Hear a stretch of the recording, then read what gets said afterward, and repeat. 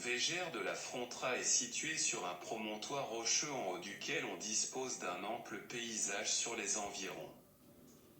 Ceux-ci se composent, vers le nord, de collines alliant des zones fertiles largement cultivées, entrecoupées de forêts.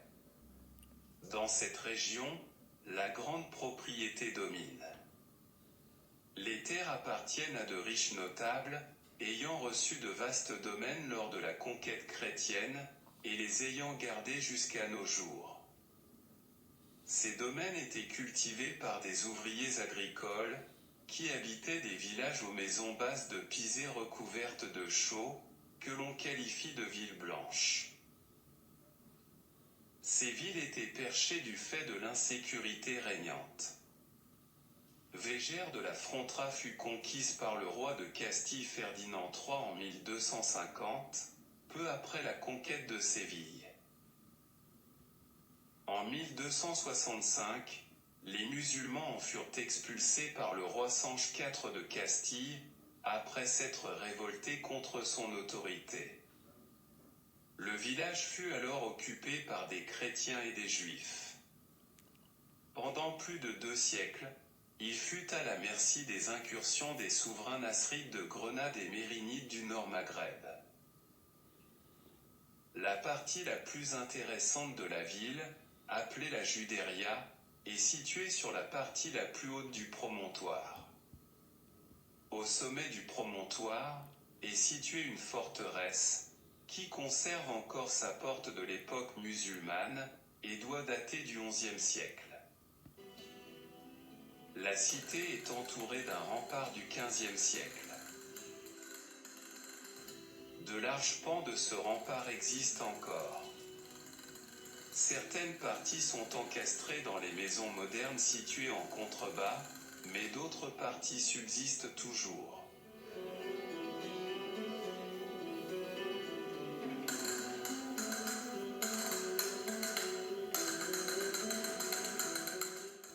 La cité est encore pourvue de 4 portes.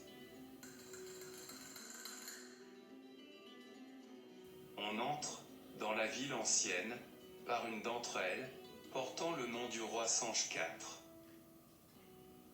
Sur la place s'ouvrant sur la porte de Sanche IV, est situé un palais, la Casa de la Mayorazgo, construit par le même roi. Les autres demeures de la place sont typiques de cette ville, avec des maisons aux murs blancs et des fenêtres précédées de balcons ou de grilles.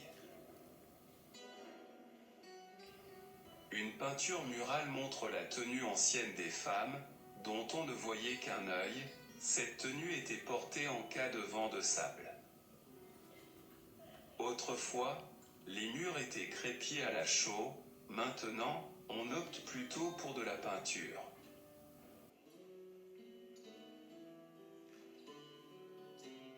Notre promenade nous fait accéder à une autre des portes de la ville, l'Arco de la Villa. Elle donne sur la place d'Espagne, en contrebas, située hors de l'enceinte, pourvue d'une belle fontaine.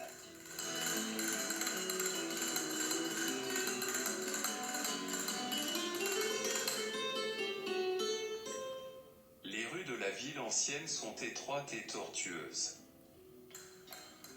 Dans ces ruelles, les maisons ne comportent que peu d'ouvertures donnant sur l'extérieur.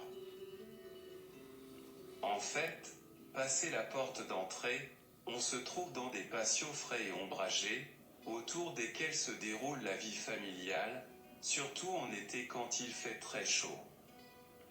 Par contre en hiver, on se tient plutôt dans les pièces de l'étage.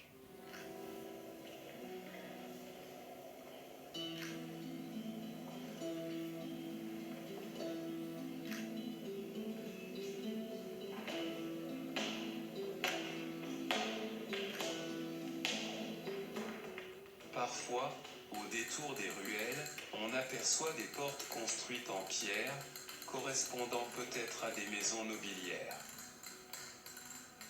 La porte du château date de l'époque d'Al-Andalouse. Elle s'ouvre sur les arcades du patio qui constituent la première cour de l'édifice.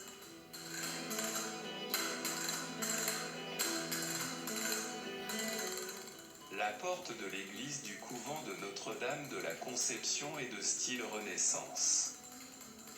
Elle fut construite au XVIe siècle.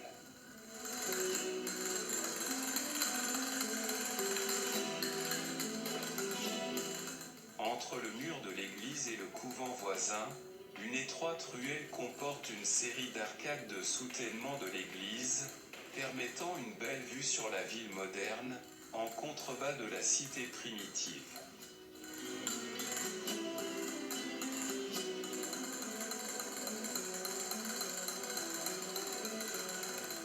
Par la rue Ramon y Cajal, on accède au porche latéral sud de l'église du Sauveur, qui ouvre sur le transept. Ce porche est surmonté de motifs mudéjars et jouxte le clocher de l'église.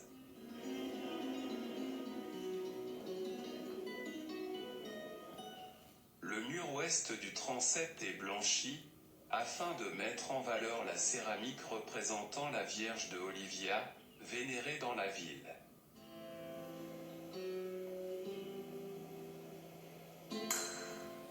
La façade principale de l'église est massive, ornée seulement d'une sorte de croix grecque et d'une rosace. Cette façade date du XVIe siècle, le style en est du gothique tardif. La façade latérale nord de l'église comporte de puissants contreforts, entre lesquels sont situées les fenêtres hautes. En dessous, subsistent des arcades de briques qui ont été bouchées. L'église est ceinturée par le rempart, qui forme ici une indentation protégée par une tour d'angle. En contrebas s'ouvre la Puerta de la Ségur.